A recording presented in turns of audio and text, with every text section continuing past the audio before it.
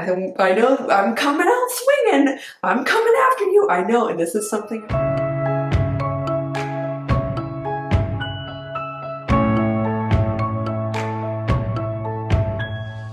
Hi dancers, it's Kirsten. Welcome back to the Confident Dancer YouTube channel. Today, I'm going to address a subject that I've just gotten, honestly, over the years, so many messages about in comments, or I've just heard other dancers talk about tying their self-worth to dance. And we know that's not a good idea. We know that relying on external validation doesn't serve us. And we know that it's a good idea to try to feel secure in your own worth as a person instead of finding it in trying to be better than other people or finding it in your accomplishments in dance or in the way you look.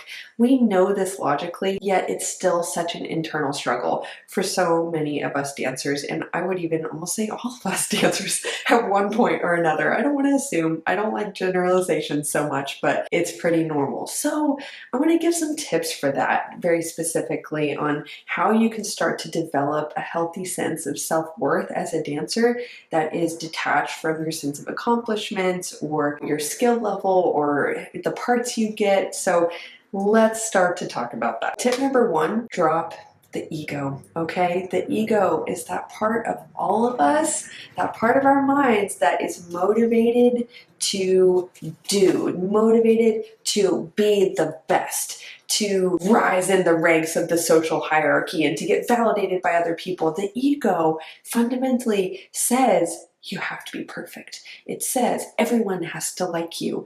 And it's the part specifically to make it less conceptual. The subconscious mind is designed to take everything personally. We are our own personal frame of reference. Now, what do I mean by that? Our minds are meaning-making machines. And in order to comprehend what is going on around us and what the events that we're noticing mean, we have to compare what's happening now to our past experience. We have to notice, how does this make me feel? We have to take what we personally know and kind of pull upon that to know how to respond or make sense of the present moment. So we are our own personal frame of reference. That's just how our mind works. However, where this gets dangerous is the mind really starts to make it seem like everything's about you, that everyone's thinking about you, that you have to be great or you're nothing. If someone doesn't like you or if they're judging you, then that's a reflection on you as a person. The ego wants you to be perfect so that you can have this sense of glory as a person. And in some worldviews, this is called also your sense of pride. You know, pride is a really sneaky thing, honestly, and pride can also be beneath some of our insecurities. A lot of times we think that insecurities are coming from a place of having a very, very low opinion of yourself, and that is partially true. But part of the insecurities and the power they seem to have over us is this sense that we should be great, that we should be liked by everyone, that we should be the best, that we should achieve everything and be awesome. Oftentimes the insecurities are drained of their power when we remove those shoulds and when we allow ourselves to be as we are and to start from a foundational understanding that you have inherent worth and value as a person that is separate from the value that you bring to other people. And that'll tie into my last point. I know that is worldview specific, so I want to be, objective about that and say not everyone believes that. And so, that's something to be aware of. That is my personal belief. When we drop the ego and we drop this sense of pride, that might even be beneath some of our greatest insecurities, because honestly, if you have decided within yourself that you no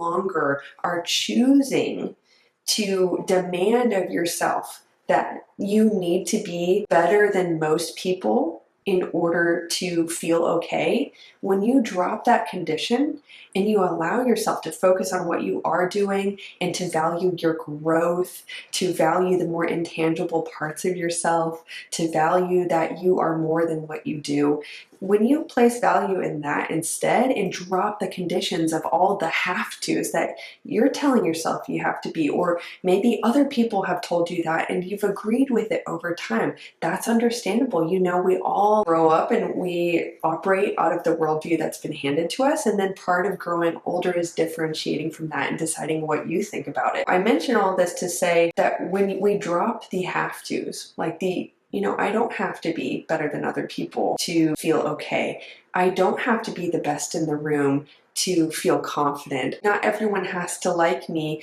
in order to feel good about what I'm doing. Then the insecurities we have around those things, honestly, it's like you pull the rug out from underneath them. When you no longer have to, like I was saying in the example of not everyone has to like you for you to be able to like you and agree with what you're doing, then the insecurity of, oh my gosh, that person gave me a weird look, maybe they're judging me.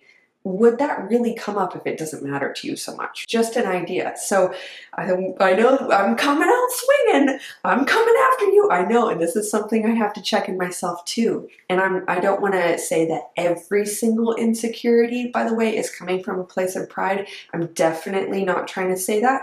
But it is food for thought. I think it's important to consider and explore in yourself, like, where is that coming from? And could a have to statement be, giving that insecurity power? So when we drop that sense of ego, then you are actually able to appreciate what is within yourself and to see how much that matters and how big of a deal that is and how you are a person of value. And yes, you do also bring value, and that's beautiful and that matters. And I really believe in the value of asking yourself, how can I provide value to other people? How can I provide value to the world around me? But I think that should always come from a place of, even if I don't, I am already loved and enough, but I choose to from an overflow of what's in my heart. I choose to because I've been given so much that I want to give so much. It can come from a place of overflow rather than deficit of, I am not enough and I have to somehow scrape together all these actions and proofs of my accomplishment to try to feel that way. The second idea I want to share with you is something that Wendy Whalen shared towards the end of her career with New York City Ballet as a dancer. She said something to the effect of, forgive me, I don't know the exact quote. I remember the moral of the story that she shared, and it really, really struck me. And at first when I read it, I thought it was the saddest thing ever, but it's also true. She said, in the end, dance will never love you back. It will never give back to you what you put into it. And yeah, that I know it can sound dismal and it can sound really pessimistic. And yes, I think there is so much that dance can give you in the richness of the experience of it, but specifically, especially in the professional ballet world, there are so many aspects of that lifestyle where it honestly costs you so much. It costs you so much. And I think it is really important to stop and to ask yourself, what is this giving me back? And really weigh out how worth it is it to you. Because, when I was in that world professionally full time and I was trying to make that my whole life, yeah, it gave me so much. And I'm so grateful for my experience. And there was a point where what it costed me to continue to climb the ladder was no longer equivalent to what it was giving back. That doesn't mean it was the end for me. I still dance and I have a relationship with ballet now where it gives me more than I give it, and it's beautiful, but you gotta find that balance for yourself. Anyway, so in this point, when I'm saying realize that dance isn't a person, it can't love you back. It can't. Inherently, it's not this sentient being with a will that can give you all that you're giving back. So you have to monitor that. You have to ask yourself, am I pretending that this system can love me back? That by pleasing other people and being the best dancer that I can be, am I expecting that the roles are going to fulfill me? Am I expecting that the contracts and the label next to my name give me a sense of worth as a person? Honestly, my friends, I think it's a gift to get so frustrated with the ballet world that you realize this deep down. It's not going to give you all those things back. You are the person at the end of the day who decides, you want to dance, and you get to decide why it matters to you and why it's worth it. And you also get to decide when it's not giving you back all that you're putting in. Just realize that sometimes dance, I think we can have a toxic relationship with it just by following the current of ballet culture. We can get so swept up in, if you love dance, then you should really take more classes. Oh, well, you're already taking so many classes. You love dance. Don't you want to be serious about it? Don't you want to be a professional? Oh, well, if you want to be a professional, then why not shoot for ABT? That's the pinnacle of success. And anything less than that is like, meh, were you really successful? It's super easy to get caught up in that current, right? But remember, this is your life. This is your journey, and you get to step out of that current whenever you want to. You get to define your relationship with dance. You get to define what it means to you, what place it has in your life, what it does and doesn't say about you as a person. You get to decide that and define that. And I think it's a really important thing to sit down and do, or just check in with yourself and over time build your clarity around this, because when we're still so swept up in the current, yeah, it's really easy to try to tell yourself, my mistakes don't define me, this contract doesn't define me. But do you really feel that that is true? And it's really easy to get so caught up that we realize, I'm trying to convince myself that it's true, but I'm acting as if it is. And that feels like what's actually true. And that is your call, my friends, to step out of the current and start to redefine your relationship with dance if need be. Point number 3 is to come at everything with gratitude. Now, of course, that doesn't mean you can't notice like when a teacher isn't treating people right or you right, and you can't notice that and be like, I need to talk to them about that, or that's not okay. We need to do something about this. Having an attitude of gratitude doesn't mean you have to put the blinders on to what's not working and what you can do about it. But I will say, my friends, truly choosing to live a life of gratitude where you are having a daily practice of pausing throughout the day, or priming your mind at the beginning of the day and at the end of the day, just taking a few moments to say, what's good? It's so easy to focus on that teacher doesn't like me. I didn't get that part. I didn't get this thing I want. I'm not doing as well as I think I should. It's so easy to look at what seem like the deficits, but taking some time to look at some things that you've got going for you in your life, this is so big, because when we adopt gratitude as a perspective, a lens through which we look at our entire lives, we're able to see all the gifts that we've been given in this life. Like, were you born in a family that could afford even a little bit to take you to a dance class?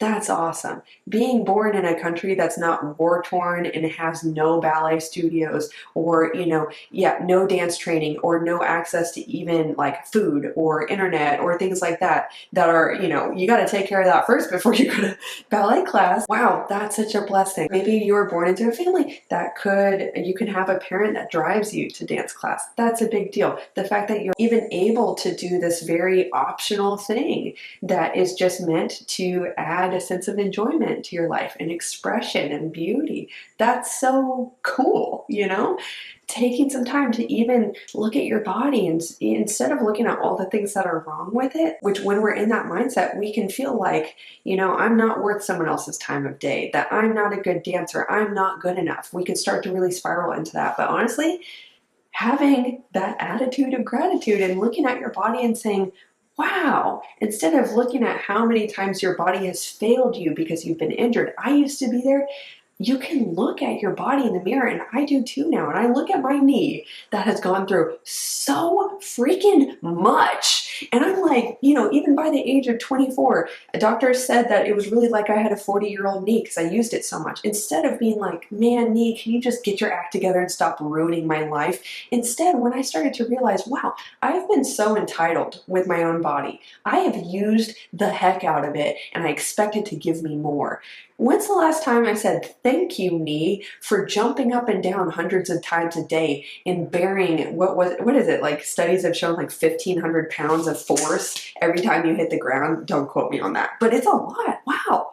So just taking some time to steep your mind in what's good also removes, honestly, that sense of ego, because you realize that so much of the goodness in your life has been given to you as a gift, and you didn't earn it. You didn't have to strive for it. Sure, some of it you probably did. Okay, that's valid. When you look at what you did actually earn and work for in yourself, it's important to acknowledge that and to be proud of it. But when you zoom out and you're like, wow, how much have I actually been given?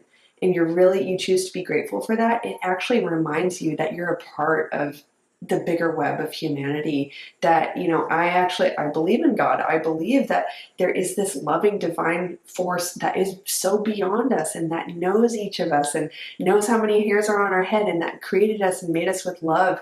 And that just, it can bring me to tears even thinking about that, because there's just so much beyond each of our individual efforts that has lovingly brought us to where we are, even though we've all experienced hardship. So anyway, I won't go way too deep into that, but I hope already that's encouraging just to think about, and it can really shift that sense of I'm not worthy, I'm not enough. Another point, and this one is probably controversial. Y'all, I have some controversial ideas. A lot of them I keep to myself, but some of them I share on the internet, and this is one of them. Can we hop out of the rat race of trying to be enough all the time? Whoa, like, have you ever paused to just notice how obsessed humans are with being like, I'm enough, right? I'm enough, right?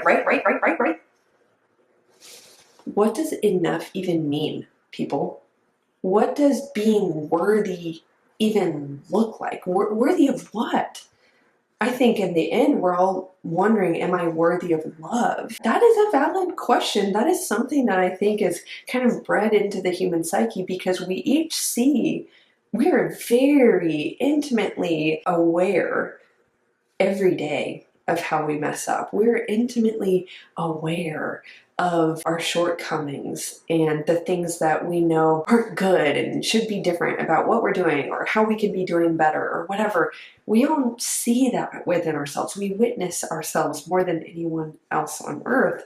And so I think it's a very human thing to notice all those things about yourself and to then try to make up for it in some way and try to prove, no, I've done more good than bad. And yeah, I think that's just bred into the human spirit. But how I look at it is, and this is coming from my Christian worldview, I think it is so important to acknowledge, yes, we are all imperfect. And this is my belief, we're loved enough to be brought here. And I think that we are also loved by God to be given life, that I believe that we each have a purpose. And I think one of my points in this video as well, that I'm just going to go ahead and tie into this one, is like, look at your spiritual beliefs. This is really important to ask those existential questions about your life. Look at them. If they make you uncomfortable, yeah, that's normal that these big questions make you uncomfortable. But I think it's so important, my friends, to look at, well, what are the answers? Look at it, honestly look at it, because I think they're the most important questions to seek answers to in this life, because, depending on your answer, it really defines how you live, what you think, who you feel you are, how you define what love looks like and a good life. And this is really worth looking at. But anyway, I think in this point of like, can we step out of the rat race of trying to prove that we're so worthy and so enough? When we get wrapped up and anxious about answering that question, and we're trying to prove ourselves and to know like we're doing okay, right? We're doing enough, right? I think that is trying to win a rat race that can never be won. Okay? And I think we win the game when you start to just let go of that idea of like trying to prove that you'll ever be enough, and instead embrace like, I am loved. I am here. I am a being. Live a life that's in alignment with your values. I think that's amazing, and that's what I try to do. But are you trying to be perfect in your own right? Are you trying to win this race that really can't be won? I'll share a little personal moment. There was one moment, one of several, but one moment really changed my life. And it was a moment where I was talking to a friend and mentor, And I was telling her about all these things that I felt insecure about. And maybe this sounds like a horrible thing to say to someone, and at the time I was actually really offended. But she said, Kirsten, you will never be enough. And I was like, who says that to a person? I was so mad. I didn't talk to this girl for 2 months. And then, she came up to me and, we talked and we kind of reconciled, and I was able to express like, yeah, that came off really heavy-handed and it really hurt my feelings. And then I understood through that conversation her heart behind it of, Kirsten, stop trying to be perfect. Stop trying to earn love. Stop trying to prove that you're worthy of taking up space in the world, that you are worthy of having breath in your lungs, because you won't be in your own right. Instead, just realizing like, wow, by the grace of God, I've been given life. I have inherent value, that I'm loved, and God gets to be perfect. So I don't have to, like, there's a lot there that I could talk about, but I know this isn't like a Christian channel. So I always want to be respectful of everyone who's watching. And I want to open-handedly, like, be honest about my own beliefs. And you can definitely, believe whatever you want to, but I think, obviously I share these beliefs because they've radically changed my life for the better. And, I want to present them to you in case it helps you too. But yeah, in the ballet context, what would it look like to stop trying to run that race and instead embrace where you're at, the value of that, and look at what are my values? What is important to me? How do I want to grow? And how can I do that from a place of, that would be really cool. That would help me to grow as a person and to, love better, to serve others better, to be more appreciative for my life, and do it for the sake of those things. Again, with that cup overflowing mentality of like, you want to achieve more, not because where you're at and who you are isn't enough, but because you understand the gift that it is to be alive, and you want to live the best life that you can and pour that out to other people and create a positive impact because you're already so grateful and your cup is so full that you just want more of that cool experience, instead of coming at it from, I need to achieve and I need to be validated and I need to be the best because I don't feel good enough right now. So look at how you can live your life with that gratitude, with that cup overflowing kind of mentality, and then also explore where you can just release yourself from this endless race of trying to prove that you're enough. Because I think in the end, we cannot love in and of itself. I want to go back to that idea of like, a lot of us are trying to answer that question of, am I worthy of love? Well, my friends, if it's really true love is not conditional. And this is something that's so hard to wrap our heads around because human love is almost always conditional. Like, it's very conditional. Human nature is to look at other people and to say, I love you because you make me feel good. I love you because you add to my life. You do nice things for me. You make me feel better about myself. Like, human nature is just to be selfish like that. And our love can be very conditional. And there are little shining examples of how parents, I think they experience unconditional love at different points with their journey and their children, because there are, many phases in a child's life where it cannot give you back what you're giving to it. And that's an example of unconditional love. Now, anyway, I won't get too deep into that because, humans are imperfect and there's going to be conditional love in family dynamics too, as I'm sure we're all very aware of. I think it's so important to be like, hey, being worthy of love, like, kind of isn't a thing. If it's true love, there's not a question of if you have to be worthy of it or not. It's something that true unconditional love is just freely given, and it's proven to be true and unconditional, especially when we feel we don't deserve it. So yeah, just that's another big life concept to kind of like throw into the pot here, but I think it was just worthy of bringing up. Lastly, I'll finish up by mentioning the idea that it is so helpful to look at everything as an opportunity for personal growth. And why that's important is it's important to be really careful with what we are working towards, how we are defining success, how we are defining good, because it can be so easy to get caught up in this idea that the point is to be the best dancer you can be. The point is to achieve as much as you can. The point is to win the favor of an artistic director, so they give you a contract. But when we make those things the point, we enter a system where we do feel like, you know, I am doing well enough or I'm not. And that can easily get mixed into I am enough or I'm not. It can start to become really personal, and we can start to associate the pursuit with our sense of worth as a human. So instead, I like to, and I mentioned this with a lot of my coaching clients, I validate that whatever their goals are that are kind of more tangible, like getting a professional contract with a company that they admire, you can still value that, but how can we define success as something that is really in your hands and it's in alignment with your core values as a human, like connection with other people, service, growth, impact, like whatever that is, joy. We really define what are their personal values, like what are the really important things to them to be experiencing in their journey in this life. And then we can say, you know, that outcome of a professional contract, that's the cherry on top. But the real point that they're working towards is growing as much as they can as a person. The real point is to enjoy connection with their peers and wonderful relationships. So I think it's really important to look at every challenge, like even disappointment with casting. That is something, you know, even I experienced recently. I auditioned for a short-term contract with a show, like another one with Ventana Ballet, the company that I performed with a couple months ago. There were actually a bunch of really talented dancers that showed up to the last audition. They only had a couple contracts and I didn't get one of them. And yeah, it was disappointing to me because I wanted to be in that show. But, you know, in that moment, I had to realize, okay, how could this actually be an opportunity for me to grow instead of just this really like bummer kind of situation, like a situation where I just focus on, oh man, I guess I wasn't good enough. Instead of looking at it like that, I look at it in that lens of this is an opportunity for personal growth.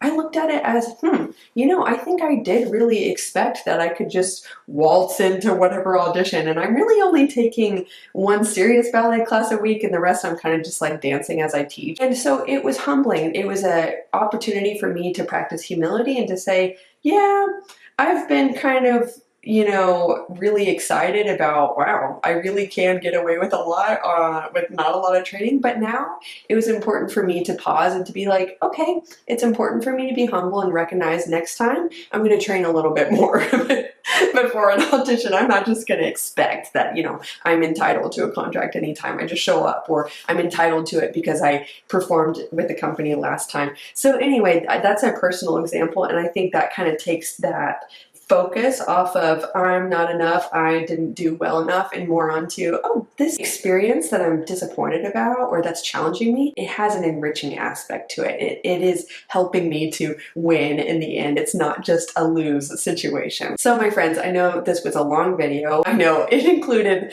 a lot of, you know, subjective ideas and maybe some ideas that aren't in alignment with your worldview. Maybe you think differently, and that's okay. But I do really hope that even with, if you disagreed with some of the ideas or you think differently, I do hope it was helpful food for thought and that this video was encouraging for you. These are things that I've personally thought about long and hard over the years of my life, and they've been really, really helpful and transformative for me personally in my ballet journey. And I'd love to know what you thought about some of the points in this video, and if it was helpful to you, comment down below. So thank you again for watching. I'll see you in next week's video.